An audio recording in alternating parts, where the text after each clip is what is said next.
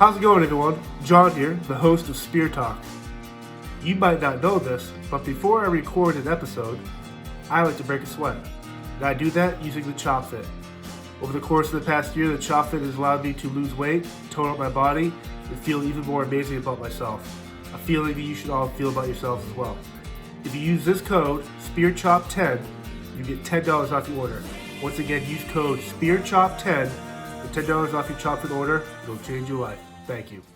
How's it going, everyone? John here, the host of Spear Talk. And to kick off our kind of this cool idea I started last December where I bring on two previous guests of the podcast from the year prior.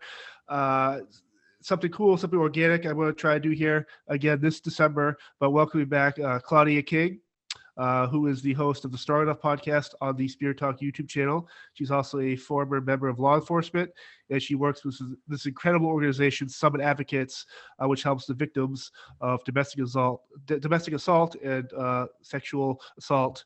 And also welcoming back former champion, world champion boxer, Hall of Famer, only female boxer ever on the cover of Sports Illustrated, Christy Salters. Ladies, it's awesome to have you on here again. Thank you. Thanks for having us. Absolutely.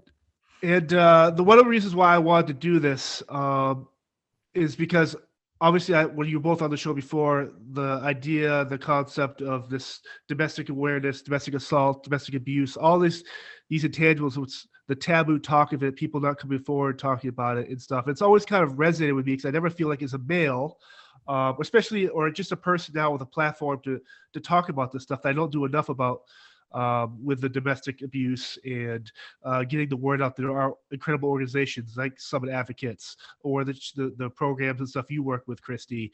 And so, lo and behold, a couple months ago, I watched the new show on Netflix, Untold, Deal with the Devil, which is kind of like this program where they kind of do different athletes and different people with these kind of interesting, sometimes dark pasts. And Christy, your episode came up again. And when I watched it, I immediately thought back to the first time I reached out to you, and then when the Sports Illustrated, ESPN kind of did that cover story of you at the onset of COVID. And a year later, I'm thinking, man, this is still a prevalent discussion that needs to be had. And so my first question is, from the last time I talked to both of you, what has changed in your life for the better, and what is something that you wish that could have changed for the better? Well, I see us looking at each other like, oh my gosh, who has to take this one first? yeah.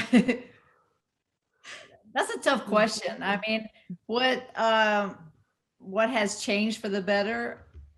God has blessed me to still be here to talk to you today. And I have been able to go around to, even with the pandemic, we've had several different speaking engagements that I've gone to with different domestic violence shelters and groups that drew an audience and was able to really share my story and hopefully make people more aware of domestic violence and that it isn't always about the bruises. It's many times about the control, the manipulation, the emotional abuse. And those are the types of abuses that I personally had more than physical. So I feel like it's very important for me to share that with.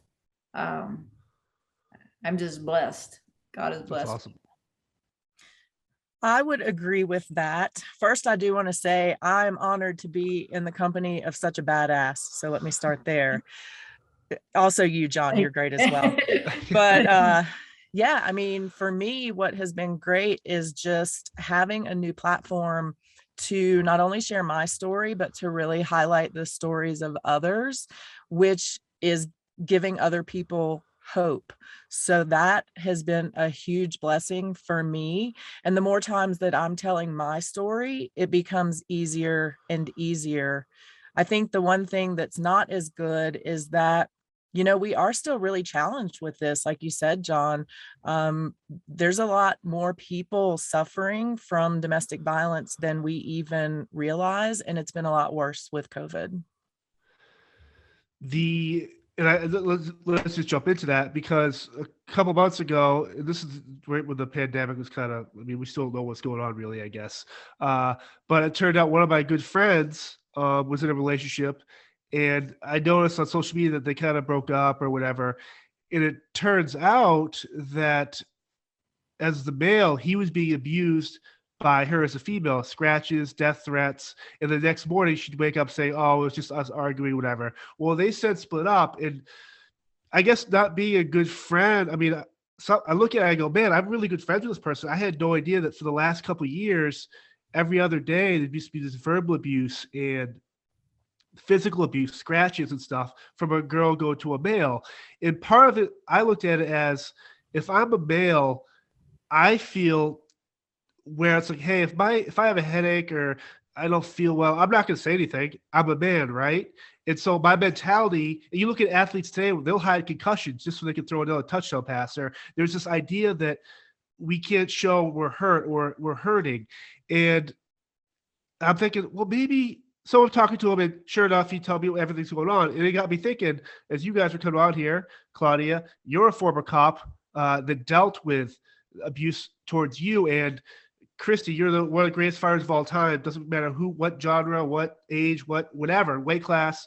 And you were a victim of abuse. And it got me thinking, are we all just kind of if a cop could be abused or a fighter could be abused or a male could be like, so where do we draw the line where it's like, are people just too afraid to come forward? And I'll start with you, Claudia.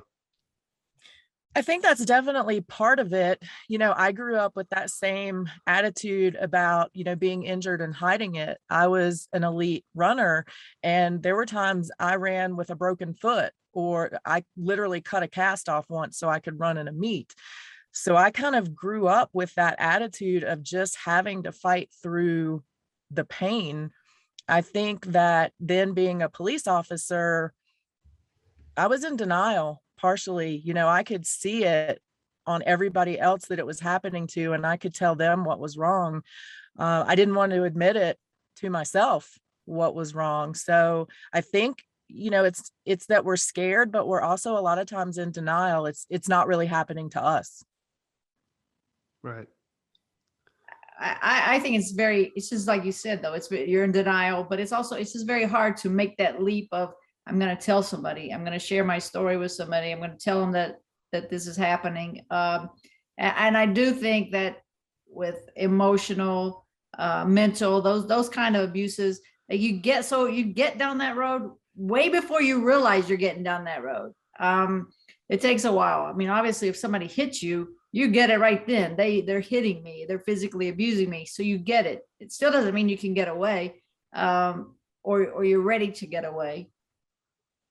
But the mental stuff, people just can't understand what these narcissist players, I mean, what they do to you, just the beat down. And I think some of it is we as a society just we're not caring. We're mean. We're mean to other people. We're looking at, we think putting someone down is positive, or maybe we feel so bad about ourselves that we have to put you down so we feel better. I mean, I don't know what it is, but I keep trying to say, I want to help one person. God left me here to help somebody so they don't have to go down the road that I went down. Then I was like, you know what? That's not good enough for me. Not anymore. I want to help somebody every day. And that's the thing. And if it's just going to the post office and telling somebody, have a nice day, you don't have any idea. Sometimes people said that to me, or yeah, have a nice day. You have a nice smile. I like your shirt. It could be the difference in how you move through the rest of your life. You could be that low and that ready to give up, but just one positive word, one positive statement from somebody can change your whole outlook. As you're putting together and working with Netflix for the Untold, the Deal with the Devil, your episode, does that bring up dark memories again? I know it's the first time your ex was actually interviewed for something like this, and so I help me understand where I know why. I think I know why you did it, to help other people, like you said, understand that, hey, talk about it, and this is how I survived this. Maybe you can too, whatever it is. But when you put yourself out there again, it started with the ESPN cover story, the start of COVID, now Netflix. is your goal to eventually escape these thoughts, or is the race to get away from this actually your quest to help others who are going through the same thing right now? To me, my only thing is to help somebody else. I mean, the damage is done to me. Will I ever have that day that I feel like I'm over it? Probably not. But I feel so proud if somebody can come back to me and say, you made the difference. Or after I speak, if people come to me and say, I get it now. I have to act, maybe I have a sister or a friend or somebody that you're right, they are in this situation and I need to act now, because we don't know. My situation with Jim wasn't really physical until it was physical, and then it's too late. I mean, most people don't live through what I lived through. So if somebody can realize that I need to act sooner rather than later, because either I heard my story or they saw the Netflix documentary, then I'm doing positive. I'm doing good work. And you mentioned that there's not a lot of people that could survive what you went through. Why do you think you survived? Was it the ultimate, like, if I survive this, I'm going to help other people survive this? Like, how, like that whole, for people that haven't know your story, obviously you were hit, you were shot, you were left for dead. And obviously you're here today, but from the moment the bullet hits you to get into the car and how do you kind of comprehend what's going through like, what are your thoughts at that time? Like, how are you, like, what do you see? Like, what do you see happening? Well, at the beginning, he had stabbed me several times, and one of the stabs had actually punctured my lung. So I could hear the gurgling sound, knowing that my lung was punctured and so, I'm bleeding internally. So that scared me. And actually at that point, I started to beg him to save me and to get me help. But not long after that, I realized he couldn't get me help. He was going to kill me one way or the other. That was another way I was going to get out. So, and then when he shot me, I just prayed to God, and I prayed hard. Like, I feel like my eyes looked at God's eyes and said, please show me some way to get out of here. And that's what happened. I heard Jim turn the shower water on. And when I heard the shower water turn on, I was able to get up. I don't know how, because I had tried so many times before to get up and blood would squirt. I had holes all over my body. And so I would try to get up, blood would squirt out. It would scare me. So I would lay back down. This time I got up, I got the car keys. I went to the car, wrong car keys. So I decided I would go to the middle of the road in Apopka, Florida, and basically carjack somebody. And that's what happened. So what gave me the strength? I don't know, other than during the attack when he was beating me, it was like the switch flipped, and you cannot kill me. And I meant it so strong. I just, maybe it was the fighter in me. Maybe it was the fact that God touched me, and I need you to stay here, Christy, and help some other people. I don't know what happened. Right. Now, Claudia, in your kind of, and I know you've talked about yours as well, and the physical and the emotional scars from it. For the first time it happened to the last time it happened, or the last time it happened, and it was your reason to tell someone or get help or do what you did. How did you as that last hit happened, or that last yell, or that last scream at you, from that moment, from the last scream to what you did after, what was going through your head in terms of enough is enough? Like, I can't take this anymore. I think it was definitely seeing that escalation. Like Christy said, the emotional goes on and on for so long that it beats you down and it wears you down. As the physical abuse begins, you can see it worsening much more quickly, I think. And I just realized that it wasn't going to turn out good for me, and I wasn't going to survive the situation if I stayed in it. But at the same time, I was still so broken in that moment that I had to go to a therapist for her to tell me I was doing the right thing. Like I needed that external permission and validation because I was so messed up in my head. But at least I had the strength to at least go to that external validation and look. And once I got that, I started making a plan to leave. I know we kind of touched upon the idea of the mental abuse itself, and Christy, before we went live here, we were talking about how or is it Christy Salters Martin, Christy Salters, and so there's that stigma of the name attached to your name. Kind of talk us through how you had to deal with the abuse with your ex Jim when he always called you Christy Martin as opposed to Christy Salters and all this stuff. Like, how do you kind of shake that almost where you get someone's name? It's almost like a brand if you look at it in that sense. Right. Well, that was just one of the kind of arguing points. I would tell Jim I wanted to leave and I wanted to get a divorce and I was going to go back to Christy Salters, my maiden name, and he would tell me, it doesn't matter. You're always going to be Christy Martin. So that's who people are going to always know. And I would argue back with them, but he was right about that. He was right.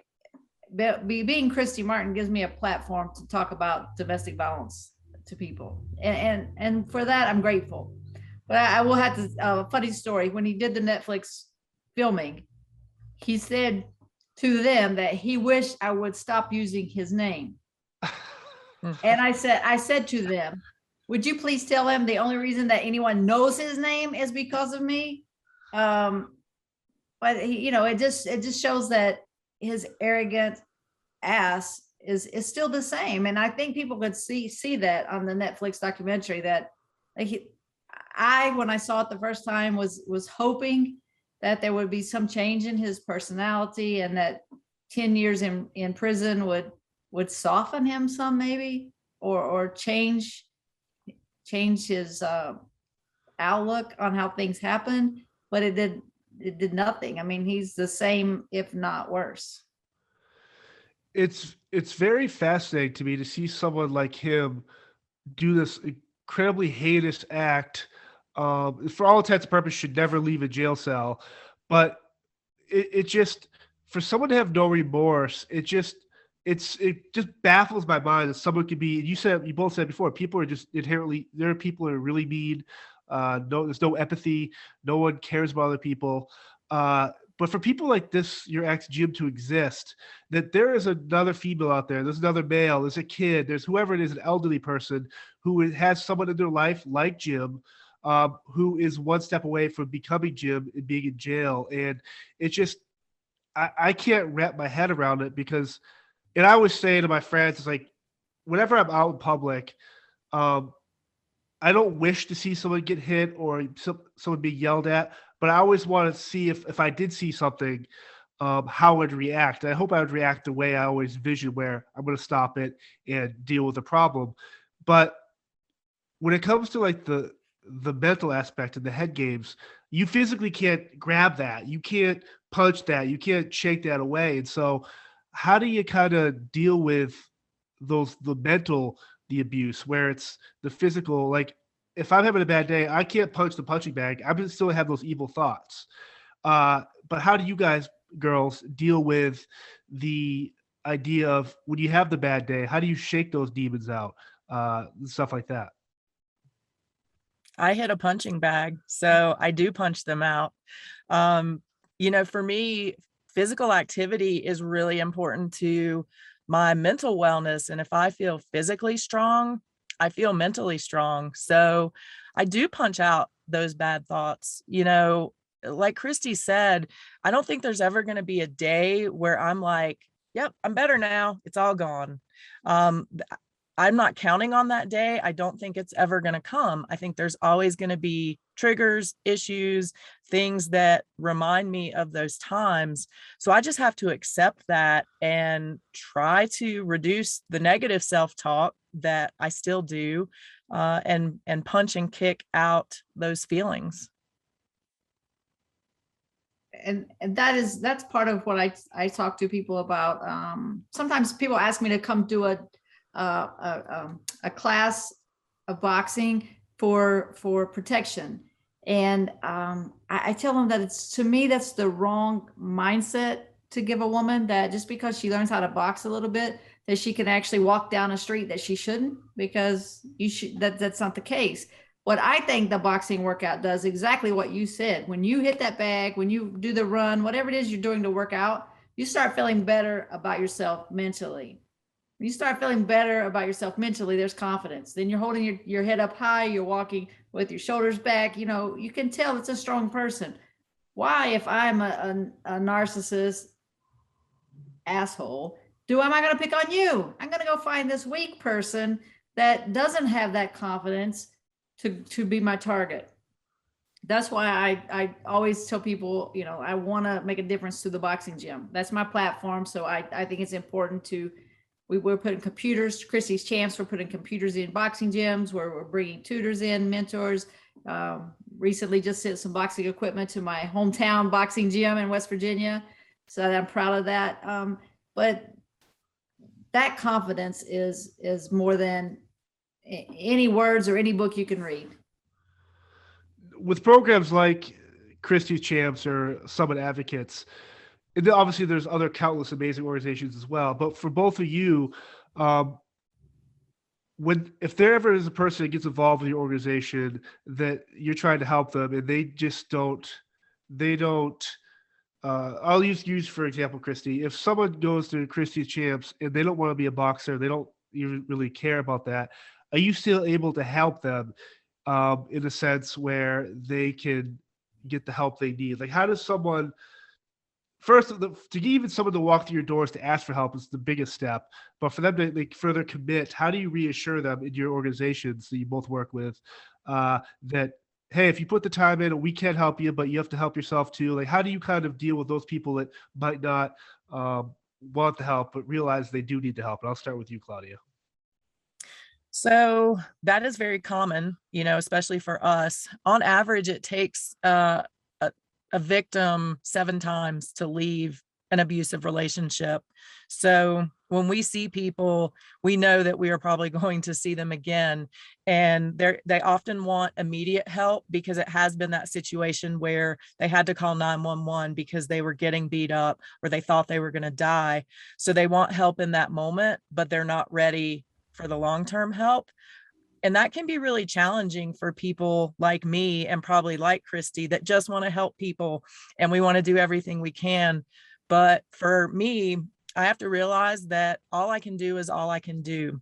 And if somebody isn't ready to take the help, I have to approach them without judgment and be there for whenever they're ready with that support. And it is not easy to do that. You know, it's really hard to look at somebody and you know what's better for them, but until they know what's better for them, you can't force them through that door. So we do what's called survivor defined. And basically that means, you know, figuring out what's right for you is really on you. And I'm going to help you walk that path, whatever that path is. And what we know, you're absolutely right, with the 7 times is the average that a woman leaves before she really leaves.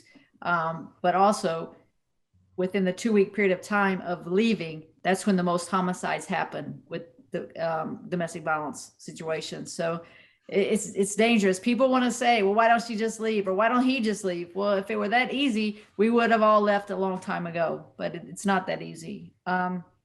With my organization, with Christy's Champs, we're all over social media and we're there. We're actually right now in the process of building up. We're going to do a Zoom call for a group meeting. So that'll be live every couple of weeks. We're going to do that. And we have money in the account that we can help with hotel rooms if needed. We need a plane ticket, a bus ticket, whatever, to get out of the city. Because sometimes that's what it takes is to get away, to completely break ties. But again, it's easy to go back to what you're familiar with. And you could say, why would anybody go back to the familiarity of being abused physically or mentally? But that's what you know. And that's what happens. It's a form of Stockholm. We just get comfortable with being in that box. you mentioned West Virginia, Christy, and I didn't ask you the last time you were on. The nickname, the coal miner's daughter. Who was the one that kind of gave you that nickname? It's really, for me, when I hear that, I think blue collar, hardworking, get in the trenches, get dirty, get bloody, which fits obviously your career in the ring and outside the ring. But who was kind of like the first person to kind of pen that? Because I find it's a really cool nickname. Yeah, thank you. Jimmy Lennon Jr. actually, they were working, a couple of commentators, and Jimmy Lennon was there, and they were trying to put all these different nicknames on me. And I'm like, no, I don't want to be a nickname you have to live up to. And somewhere he came up with the West Virginia thing, a coal miner's daughter. And I'm like, that's perfect. And then just a little bit after that, a couple of years, I was able to meet Loretta Lynn, who is the coal miner's daughter, and get her blessing to share the nickname with her. And that was a cool experience. No, I love that, and I love it in the new Netflix film. They brought back Tyson, Layla Ali, Don King, people that, especially Don King, where it is kind of cool that sure he's got his issues or whatever, but to see him talk highly of you, but to also kind of find you doing the promotions and the putting the matchmaking and stuff like that. It's kind of cool where it almost comes like a full circle for you in terms of working with the most prolific boxing promoter there is, to now Christy Martin Promotions is putting together fights. They're booking flights for fighters and putting fights all over. It's really cool. Right. And sometimes I actually get them out of the right city. So it's cool. It's cool. But yeah, and I'm fortunate. I actually worked with DK, Don King, this year in January. I went down to South Florida and ran a show for him. And I'm on the phone with them once a week or once every 2 weeks. So we're still working on a few things together. Even though he's, clearly doesn't have Mike Tyson or Vander Holyfield, those guys anymore, but he's still Don King. And to me, he's the best that ever did it. Right. Now, Claudia, I know you're a fan of the UFC and boxing. You've had some fighters on your podcast that talks about their mental health and stuff like that. But when it comes to watching a pure boxing match, like the last Tyson Fury and Wilder 3, or spectacles like that, I just find something so pure about it. And I know you, obviously, like you said, you punch the bag when you want to shake some cobwebs out, or just for your fitness. What is it about boxing for you that really resonates and hits home in terms of something that can heal you, but also watching actual gladiators compete at the sport? I think for me, it started when I was a police officer, or when I was training. We actually had, our corporal was a Gracie trained fighter. So we learned jujitsu there. And so that kind of started my love for fighting in general. And it was a place where I felt like, despite my size of being, smaller than most guys, I could protect myself and win a fight if necessary based on the techniques used. After being a police officer and having neck surgery for an injury, I had to kind of give up the ground fighting. So I moved into boxing and kickboxing. There's a lot of strategy in it, and it requires a lot of mental focus as well. And that's what I love about it. And that's what I love about watching it, because it's not just about who's the strongest, but it's about who has the combinations, who can get out of the way. There's more strategy than just punching. So that's what I love about it for me. And that's what I love about watching it as well. Now, do you still, obviously you put on fights, you're a promoter, you're teaching. Do you still go out of your way to watch a good boxing match, Christy? Is this still drawing in where you can watch other people still compete at that level? Oh, for sure. We were at Tyson Fury and Wilder. It was a great fight. It was great to be there. The atmosphere was not like Mike Tyson, I have to say. Like the Tyson, the whole week, the whole city's on, vibrating and excited. But that was a great fight. It was a great fight. It has to be one of the best heavyweight fights that for sure we've seen in a very, very long time, and maybe of all times. Maybe not the best, but it was one of the best. And it was great to see boxing get a good shot in the arm, because we need it. We've lost many of our young fans to the UFC, and hopefully fights like that, the best against the best, will get some interest coming back to boxing. Well, it is interesting. the whole spectacle of it, where you have someone like Floyd Mayweather fighting Conor McGregor, or the celebrity fights they keep putting on now, where they bring out these guys they haven't fought in 20 years to fight some celebrity. And while I appreciate that they're willing to put themselves out there now, whether it's for financial gain or whatever, they're still in the ring doing it. But like you both have talked about, boxing just isn't about throwing the punch. I mean, there's so much. I think that Fury Wilder fight was won before they even stepped in the ring, or at least the second match was. It's because Tyson's really good with Fury is really good with his mental game and stuff like that. So it is. I just think so many people are like, oh, they can do a celebrity boxing match. It's like you don't realize the art of boxing and what actually goes into the craft of that, just even stepping in the ring. For sure. I mean, it's great that these guys want to come back to boxing, but the truth is, you know, we're too old. We shouldn't be getting hit in the head anymore. We're just too old for it. And maybe the skills were better at our time, but they're not better at this time. And you know, I'm not a fan of the celebrity boxing matches, the YouTubers and stuff coming into boxing, making millions of dollars. Great for them, because they figured out a hustle to get paid, and they're bringing the views in. They should get the money. But at the same time, it's hard for me promoting some young and up and coming talent that are making $2,000 a fight to justify you're busting your ass every day. You're training, you're fighting real fights, and you're getting paid $2,000, and they're getting paid, you know, hundreds of thousands, if not millions. It's hard. Right.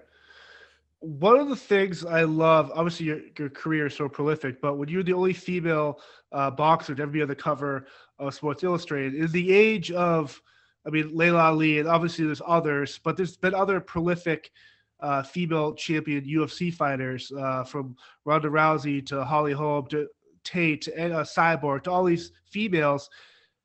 Do people not value the idea of a woman being the cover of sport? Like, I find it really hard to believe that there hasn't been another female boxer on there. And not to take away from what you have, but your legacy paved the way for other people, whether it is boxing or UFC, to have the honor to. Why can't they be on Sports Illustrated? Do you ever find it weird that we are in a very male-centric environment when it comes to that type of stuff? At the time that I was on the cover of Sports Illustrated, it was very, very rare for a female athlete, period, to be on the cover. So, I don't know, now that we don't really go buy magazines, which I'm old school, I like to buy magazines and flip pages. You know, I think being on the cover of whatever the magazine may be has lost the, I don't know, the significance. It's not as exciting. It doesn't mean as much. They're just not there anymore. It's online. It's different to me. Right. Now, for you, Claudia, I'll step back a little bit here. For me, it's amazing to have both of you on here to talk about the abuse you've dealt with and how you've dealt with it, and your helping of others. Where for someone like me, I've never been abused, whether it's verbal, physical, or mental. I'm sure I've had some hard coaches that I don't think can get away with saying what they did to me now, and stuff like that. Especially with your military college, with, I'm not going to say hazing, but stuff that you clearly couldn't do today. But I don't really carry a lot of scars from that type of stuff. And so someone like you, Claudia, when you could talk to someone like a Christy Salters, someone that gone through what you've gone through, or at least the idea of it, how comforting to you is that there's always someone else out there that has gone through what you've gone through. Might have been worse, might have been less, but they've still gone through it. And they almost like you could reach out to them and just kind of talk through it.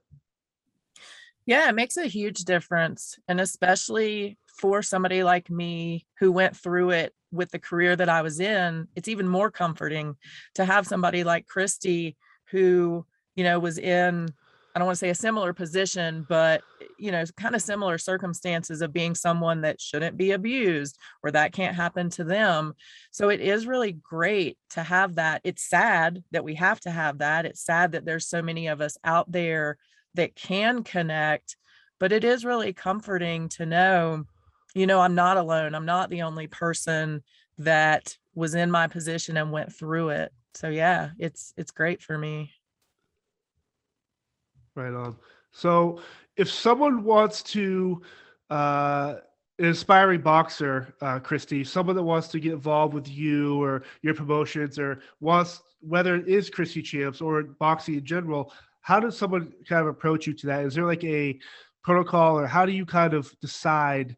Because I am very curious about the whole promotion aspect of boxing or fighting in general. How do you kind of put together these fights, which to draw people in, but you also have to the matchups I find very, very interesting. Yeah, the matchups are the hard part, and I try to do my own matchmaking because I want good fights. I think if the fans are paying, if it's $5 or $50 or $500, whatever the price might be, they're paying for entertainment and they should get a real fight.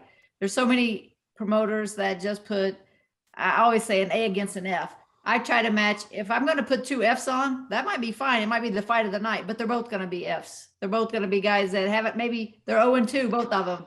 They are, but they're hungry to get that win. So I'll put them against each other. I might have two 10-0s fighting each other. My fights are always really good matches.